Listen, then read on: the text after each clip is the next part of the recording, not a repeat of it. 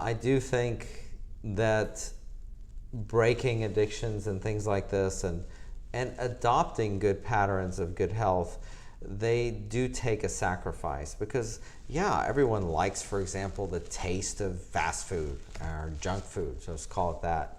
And for those that smoke, they like that short-term buzz or whatever they get off of it, and so on. And so, but it takes true motivation to see your life not just as a few years.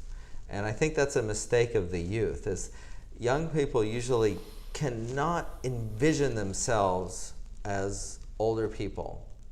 And because there's such a distance between the future and you now, for example, that you may never think that you just cannot realistically think about the future in that way. You cannot think, well, what happens when you're 40? What happens when you're 50?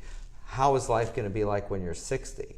Because many youthful people spend their time focusing on one thing, is that they just want to live the best life they can in their 20s and maybe 30s, and then the rest of the life is kind of over and we'll look back, or I'm not exactly sure what the mentality is, but they don't have a good vision for themselves that's positive beyond the youthful years.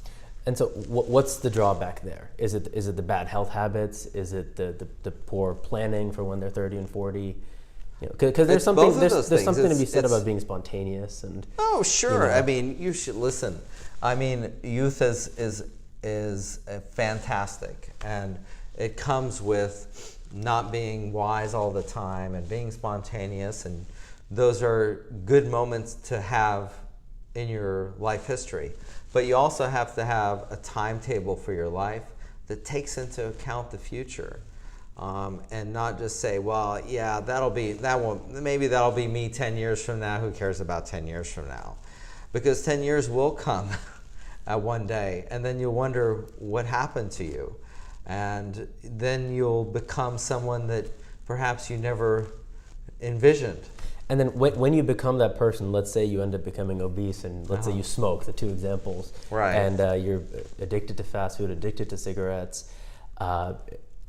You've now become that person, and you'll do what you can to defend those habits, like the I want to enjoy my life mentality.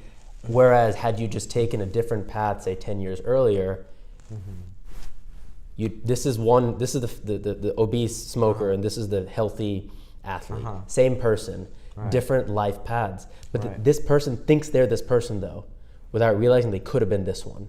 They could have been the fit, healthy person. Right, and every now and then that person starts to realize that, wait, there's an alternate path for me, and I could have been this slim, healthy person. And that select few say, I'm going to do an about face, I'm going to stop what I'm doing now, I'm going to eat healthy, lose weight, stop smoking, and they turn into this thin, handsome man or something, because out of real effort and out of a conscious decision, that can be broken. So it's not the end of the world if you ended up on that track. You can correct that. You can correct so many things. But you're absolutely right that when you get that far down, many people in that pathway would say, well, this is my life, and this is who I am, and I'm going to accept this, and this is, I'm not going to worry about it too much. I'd say whoever you are is never totally fixed. A person can change, they can make a huge change in 1 second, and then keep on building on that, and then the hugest change to make in that 1 second is a mental change. It's not a physical change, it's in your mind. And you have to find the conviction that you're not going to continue on this path. You're going to find a different, better path. That, I think, is the hugest 1 second change that you can make. It's in your head, in your mind, and when you find that and you stick with it, I think it makes all the difference in the world. I think it requires that 1 second, a lot of times just gets muddled out by all this other stuff. I think it requires a little bit of focus, and forgetting who you are now.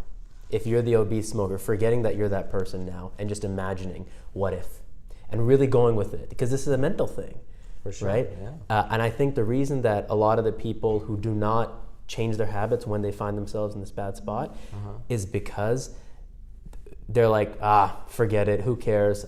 They feel guilty. They're like, I guess this is what I am now. And if they think about the other image of themselves, they might not be inspired. They might feel bad. Dang it, well, guess it's not me. Let me smoke. That'll make me feel better. It's sad, but I think we can all change it. I think we can change it if we just have the right stuff going on in our heads. I think if you put all the elements in your head and you can sort out all of that, then you can move forward and you can make a change that's positive in your life, for sure.